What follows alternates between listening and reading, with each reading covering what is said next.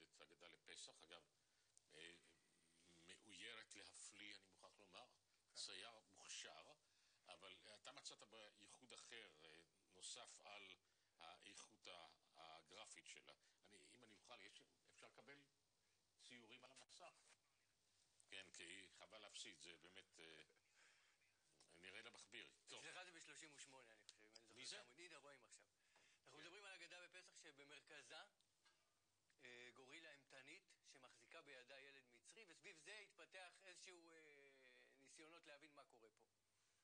על היית הכי חם היום שיש לציבור החרדי להציע החוצה ופנימה, אגדה של פסח שמוציאה חברת מזכרות מיוחדת, מלכות וקסברגר היא נקראת. וקסברגר. כן, עם אומן בשם יואל וקסברגר, שהוא ההוגה והצייר והאומן שעומד מאחורי זה. והוא איש העדה החרדית? הוא איש חרדי חסידי. יש פה בחורות מצריות אצלו או לא? לא, יפה. תראה את הקטע.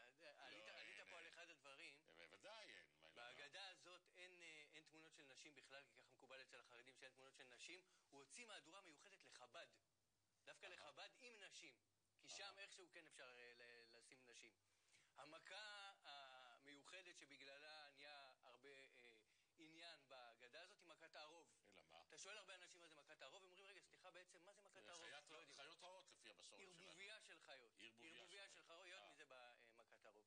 ובהגדה הזאת השקיעו בעניין הזה של מכת הערוב, ובעצם תמונות שמראות את המדרשים, ממחיזות את המדרשים, שבהם בעצם הילדים היהודים והאנשים היהודים עברו במצרים, ומצרים מלאה חיות רעות רבות. המדרש מדבר על אריות ועל זאבים ועל ברדלסים, אבל פה הוסיפו גם פילים וג'ירפות. תראו את הפזמון הזה בהגדה של פסח.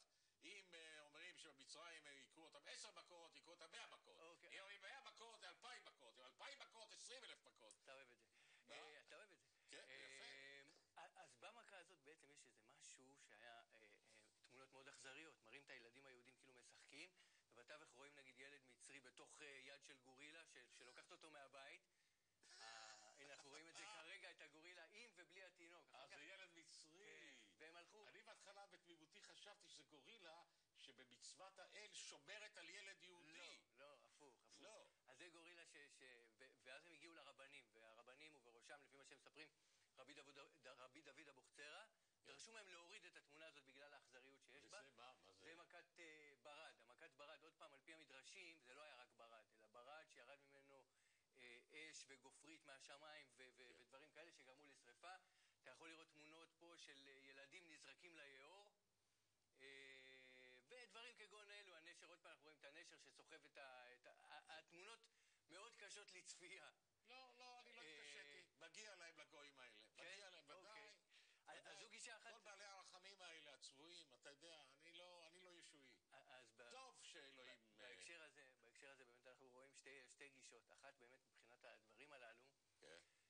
יש את הגישה שבאמת היא האנטי-גויית כבדה, שהתעצמה, אנחנו יודעים, אחרי פרעות התנועה, אחרי 1096, אחרי מסעי הצלב בעצם, נכנסים להגדה ובכלל ליהדות טקסטים חזקים אנטי-גויים, בעקבות ההתעללות של הגויים בקהילות היהודיות באשכנז, ביניהם, כך על פי המחקר, שפוך חמתך אל הגויים אשר לא ידעו. אבל יש לעומת זה, בנפול אויבך אל תשמח. יש לעומת זה למשל, שאומרים למשל בפסח, למה לא אומרים את התפילה החגיגית של ההלל במלואה, אלא רק חצי הלל. ואז אומרים שוב שהקדוש ברוך הוא אומר להם, מעשי ידיי טובעים בים, ואתם אומרים שירה אי אפשר. ויש עוד מדרש שמדבר על זה שמשה רבנו, הסיבה שהוא נענש ולא נכנס לארץ ישראל, היא בגלל שהוא הרג את המצרי. הרג את המצרי, בטח.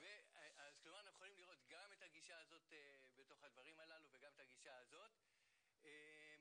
אבל הקטע הזה של היחס... אבל איך הוא הרג את כל בני ישראל שחוללו מסביב לעגל?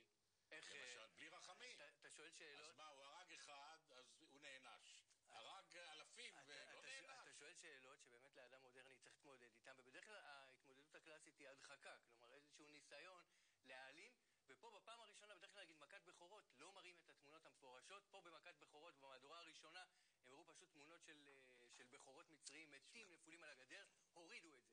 תשמע, צריך לדבר על ימים רציניים גם. דבר. אתה יודע מי זה, זהו, ביבר, ג'סטין ביבר? מרטין בובר, אני מכיר.